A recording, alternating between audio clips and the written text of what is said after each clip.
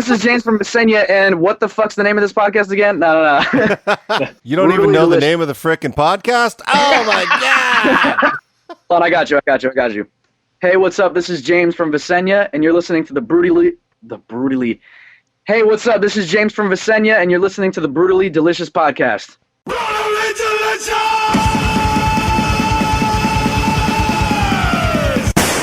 Hey, you're listening to the Brutally Delicious podcast. I'm Bruce Moore. And I'm Chris, and I'm here to rock. And today we've got James Perry from Visenya. Oh, Visenya, is that how you say it? Sure. We're going to go with Visenya. We can get him on the phone and ask him. I got this message. Some dude, he's like, I don't know how this is not like the biggest podcast in the world. Huh.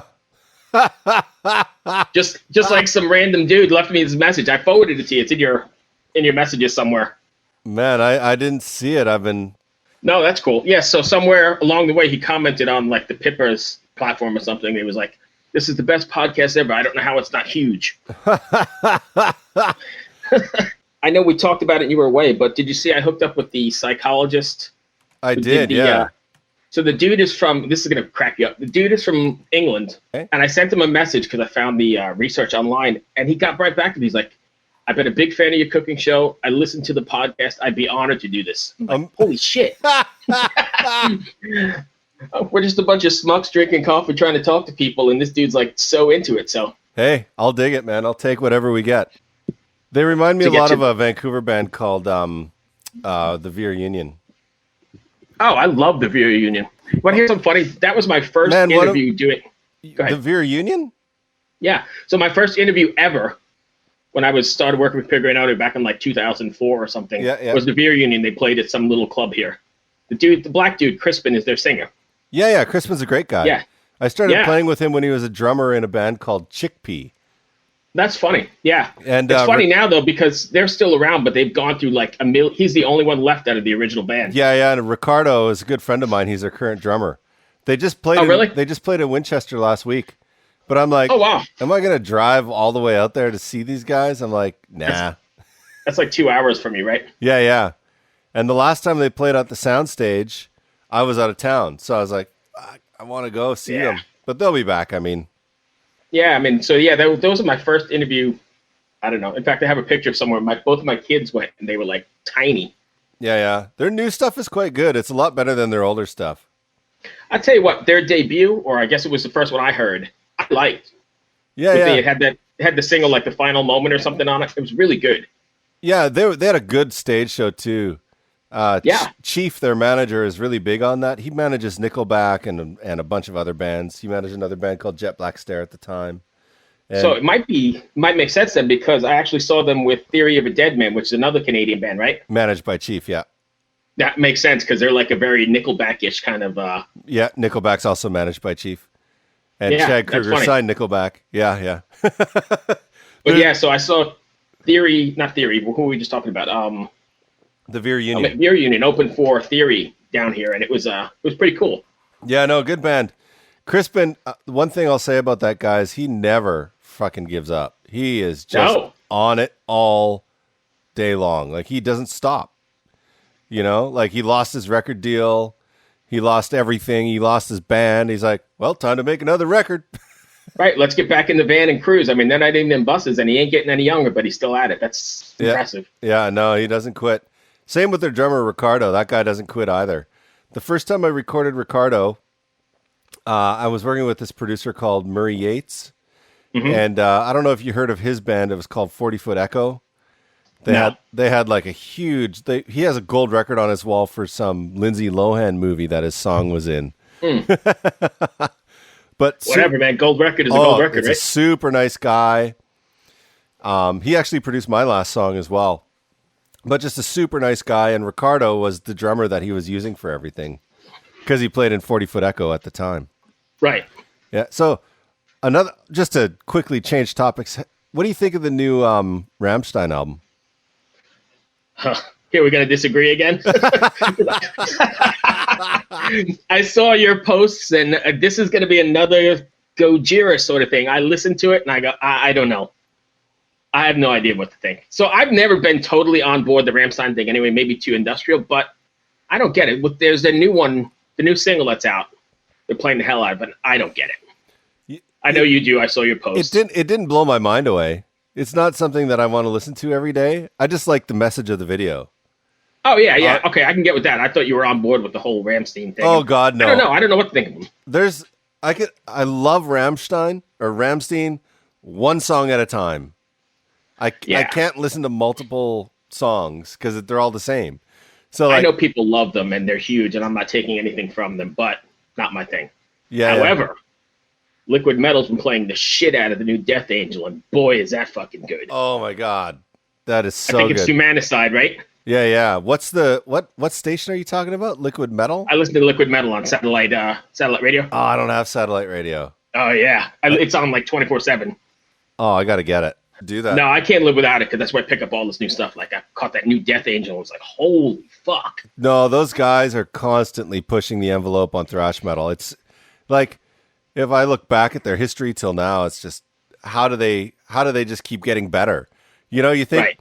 Like historically, as a band gets older, they tend to get softer and kind of more mellow, you know. But Death Angel is just getting heavier. And I feel like we keep repeating ourselves on this because we keep coming back to the same topic. But that's one of those bands that I think deserves way more credit than they get. Oh yeah, I think this is this is our 5th episode, and this is the 5th time we're talking about Death Angel. At some point, we'll get to talking about glam metal here too, and it'll be good to go. It'll be repetitive. Dude. Speaking of glam metal, right before we started this call, I was listening to Brittany Fox. Oh, I love them. Yeah, Long Way to Love. What else you been listening to this week? Oh my God, I bought a JBL Bluetooth speaker with Google Home built in. I took it down to Jamaica with me, and let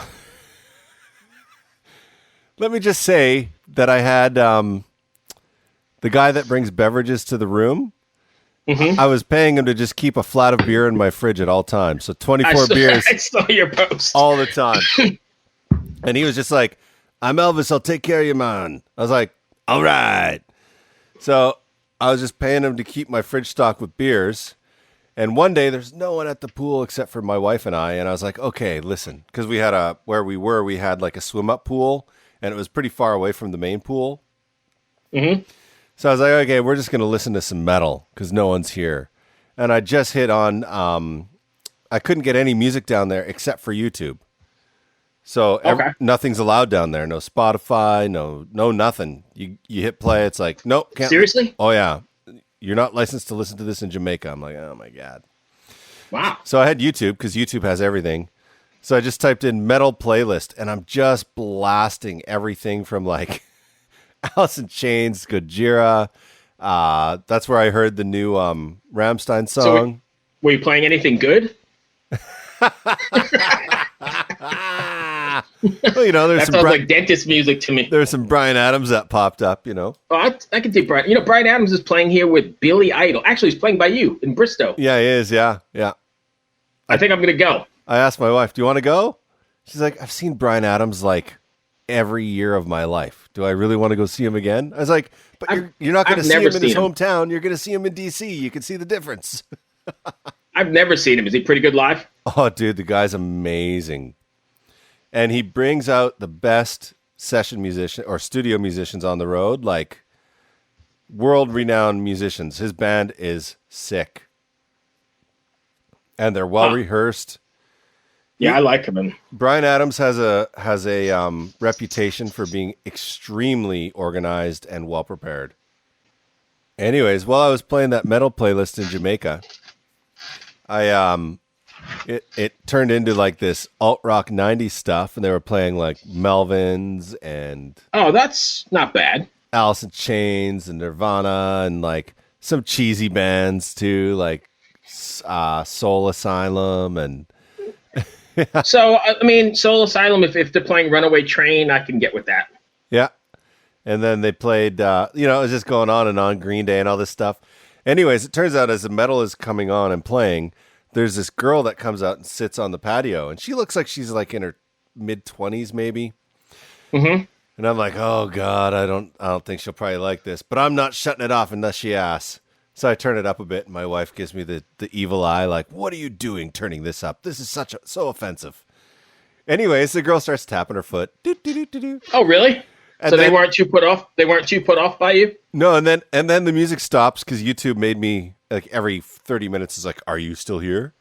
And the music stops, and the girl gets up, and she's got like a beer in her hand. She's like, "Man, you're playing the tunes I want to hear. I love this music." I was just like, Nice. "What? This is great. You're 25."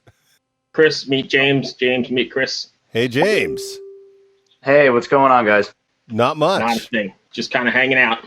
Thanks for joining us here today. We won't keep you too long. No worries, man. Thanks for having me. Absolutely. So you're in Jersey now. You said, what do you guys? You have any shows coming up? Yeah, we just did our release show on Saturday.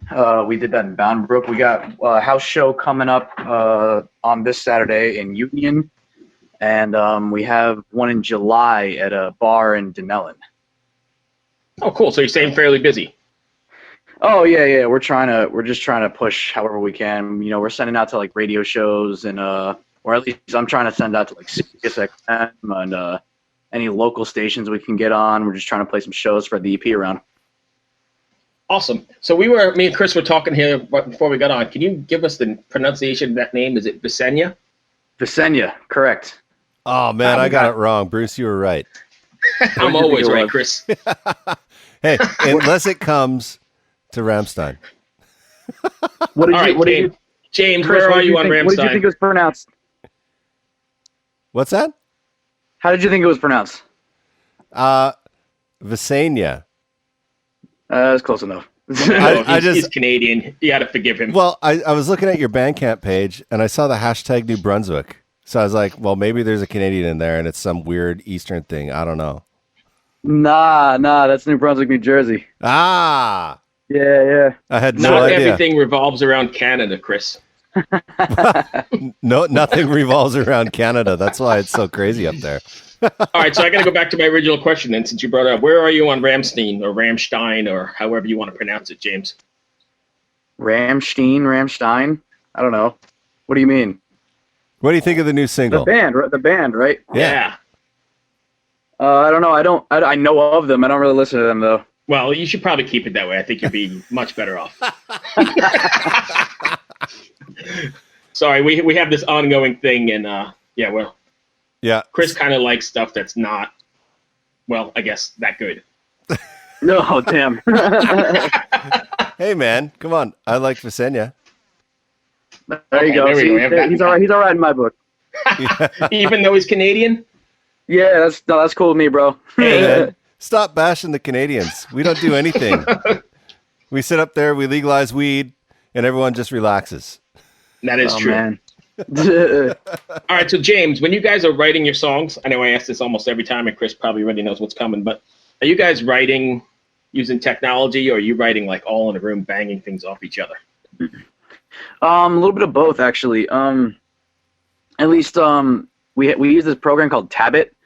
It's kind of like, I don't know if you guys know what like a Guitar Pro is. It's like you just put the notes into the computer and it just kind of plays it back.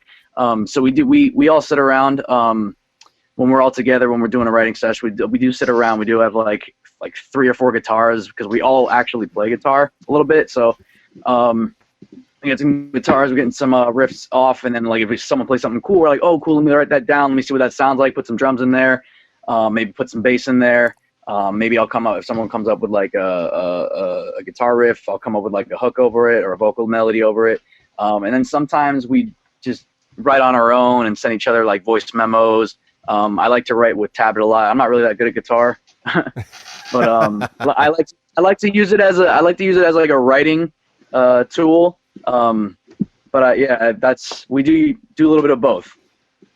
Okay. So because like, I'm old school, and I kind of think that there's something special about banging things off each other, and it's seeing what works in the old basements, with mom's washer and dryer in there, whatever it is, as opposed to just all this digital stuff. And Chris kind of is the exact opposite.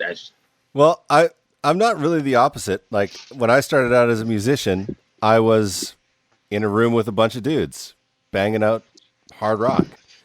But now that I own a software company that makes virtual instruments, and like I make my living running Pro Tools, really. Mm-hmm. So I've really gone more to the technical side. Yes, he's invested. Yeah, Right. I am. Yeah. He's got to say he likes technical shit. Right. Otherwise, he loses all his sponsorships. So speaking of exactly, everybody that I exactly. want to have sponsor this, Don't mess with the cash flow. Right. So I got one here, James. When you're writing, how does it make you feel when the power and the energy you dreamed up or thought up while you were writing a song comes to life in front of a live audience? Oh, dude, it's amazing. It's really like it's just there's no other feeling like it. It's super.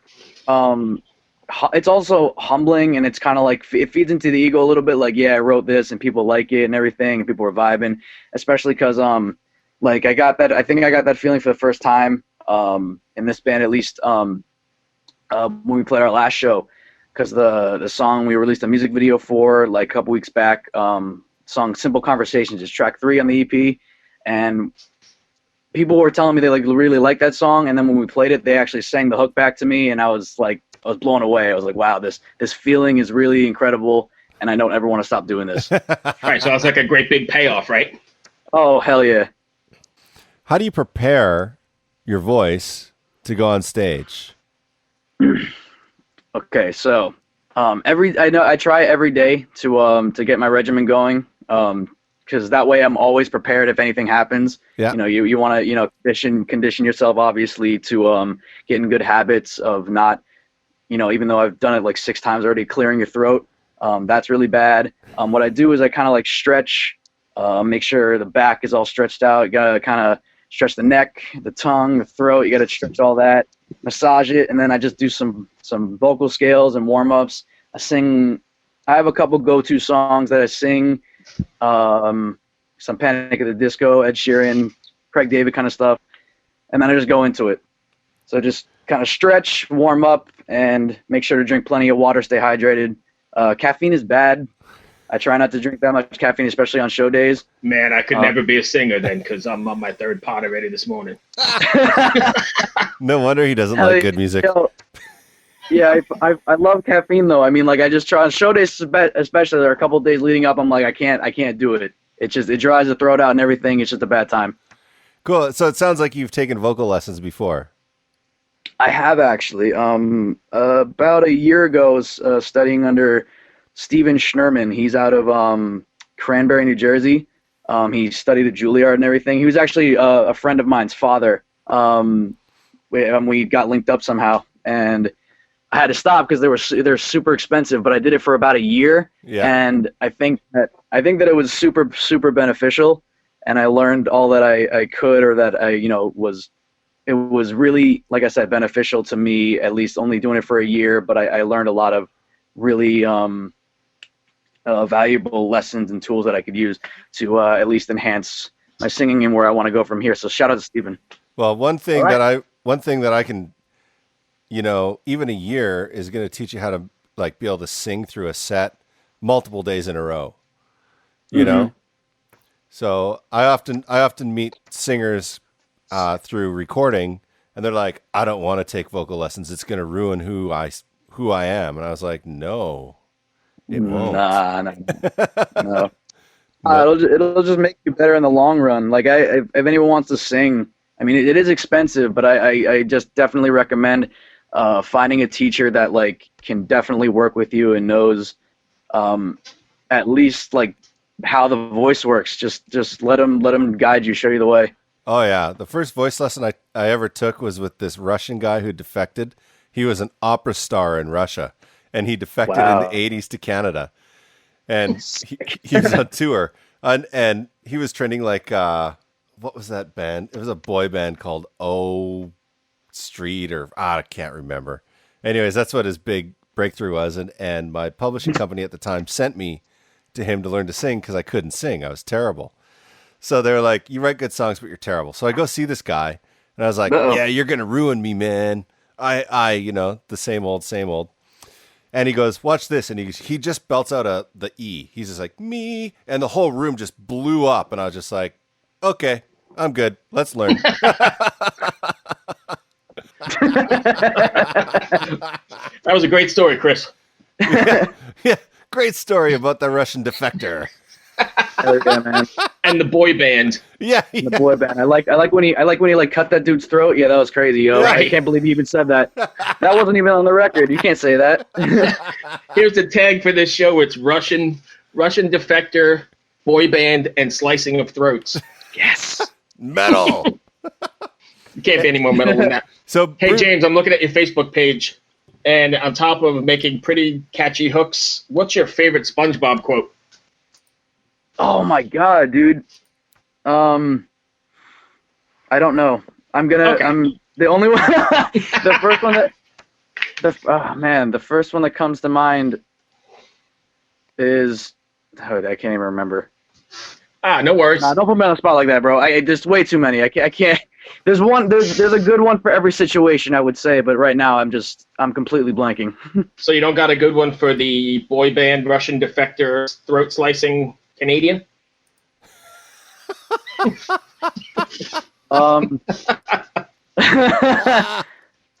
Nah.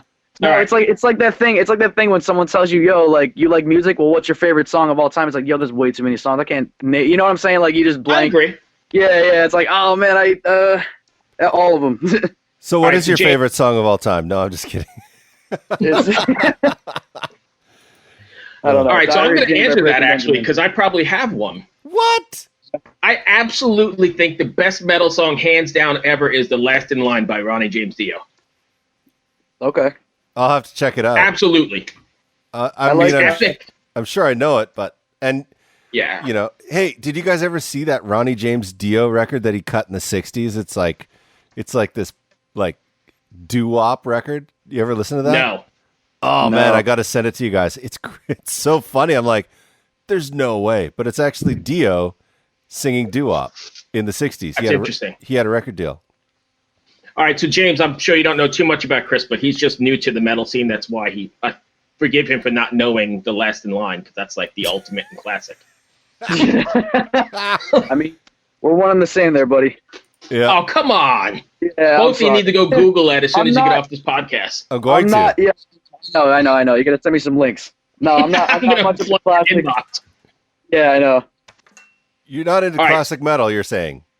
No, I'm not. I didn't really grow up with it. But and then I don't think my dad's kind of into it. But like whatever my dad was into, kind of I got into. But even then, I kind of just carved my own. I wasn't really into music until like middle school, which So- is weird. And then like, the first band I got into was like Linkin Park and 3 Days Grace. Oh yeah.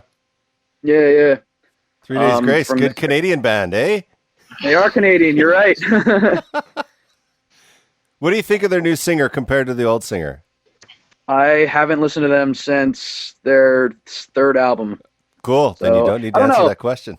So I don't know. He's probably all right. I mean, they're still going, right? Yeah. They just had Yeah. #1 record last year. Oh, there you go. He's Yeah. killing it. He's killing it. He's doing a great job. So, James, think carefully before you answer this because it's going to determine how we edit this podcast. But where are you on the 80s hair metal? Oh man, am I gonna Think get carefully. completely slandered if I answer wrong? No. Like we the won't title's slander gonna be you. like this dickhead. No.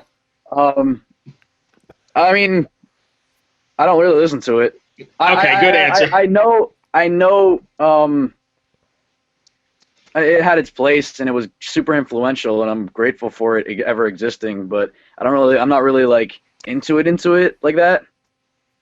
All right, so more links I have to send you as soon as we get off. All right, let's do it. Okay, did you at least Educate me.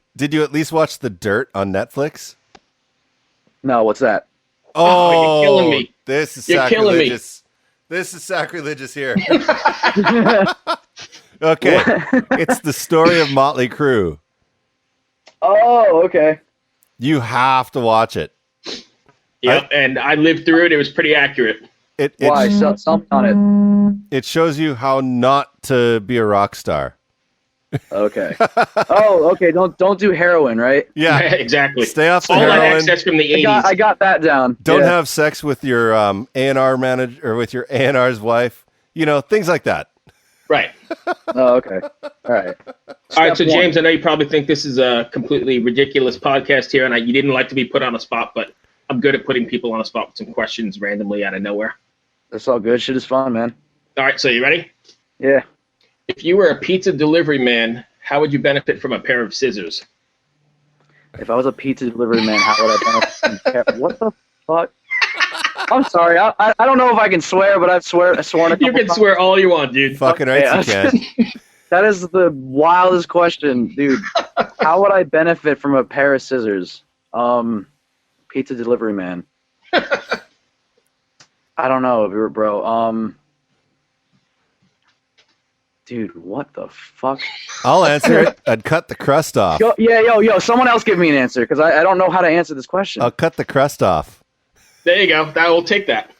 You're gonna cut the crust off? You're delivering the pizza. What if they wanted they want the crust, right?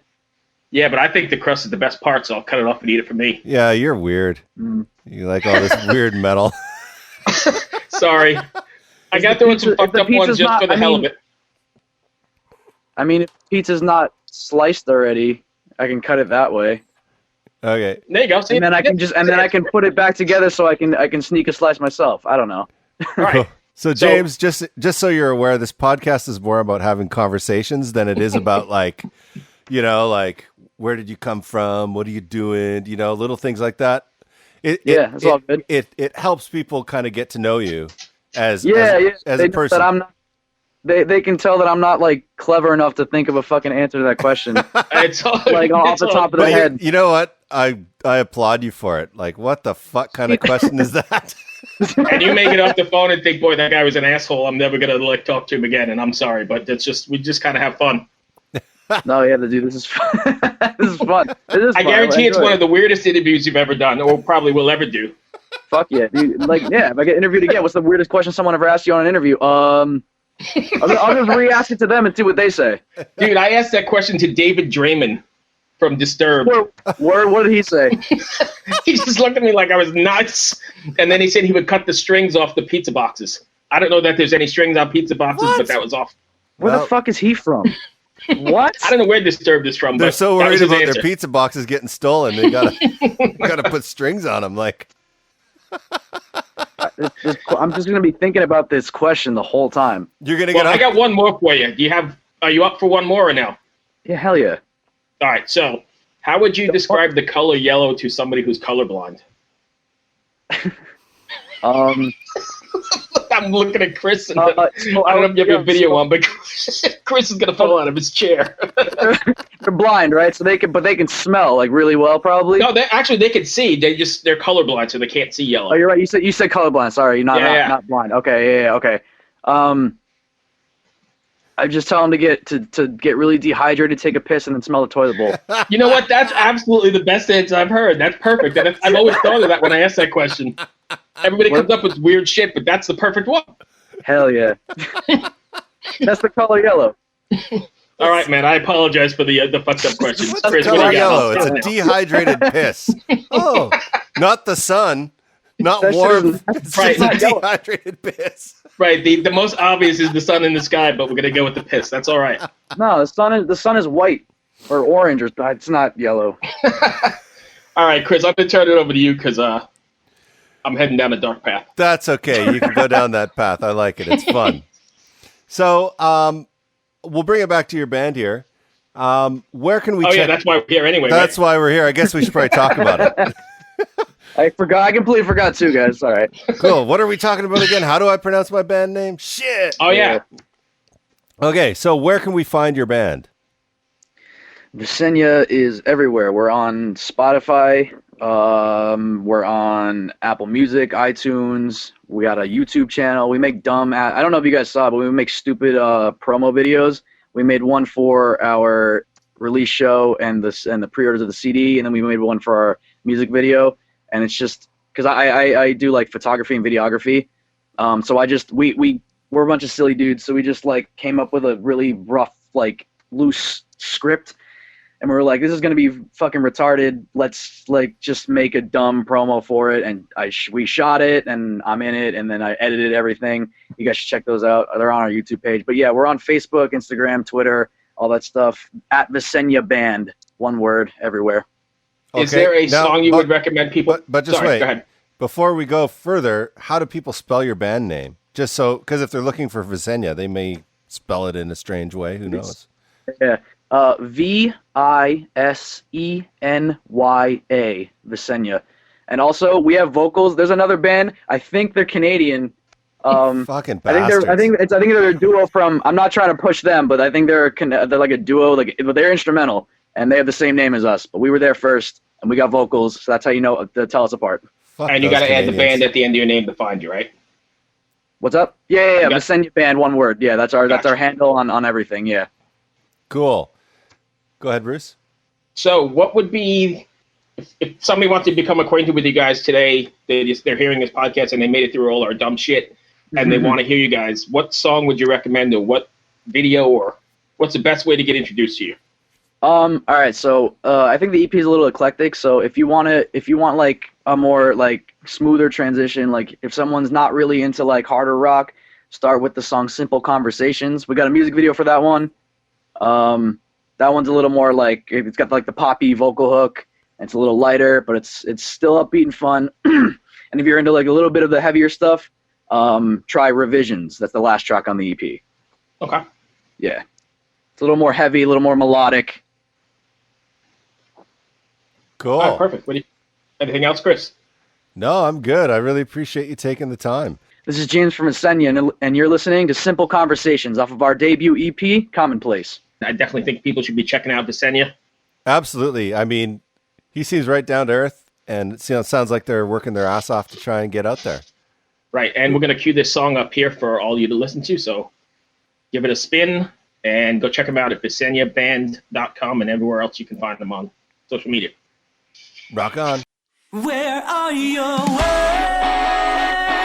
Are they dripping out your mouth? As I'm walking away, feeling so lost. Speaking with words, like anybody knows what hear me.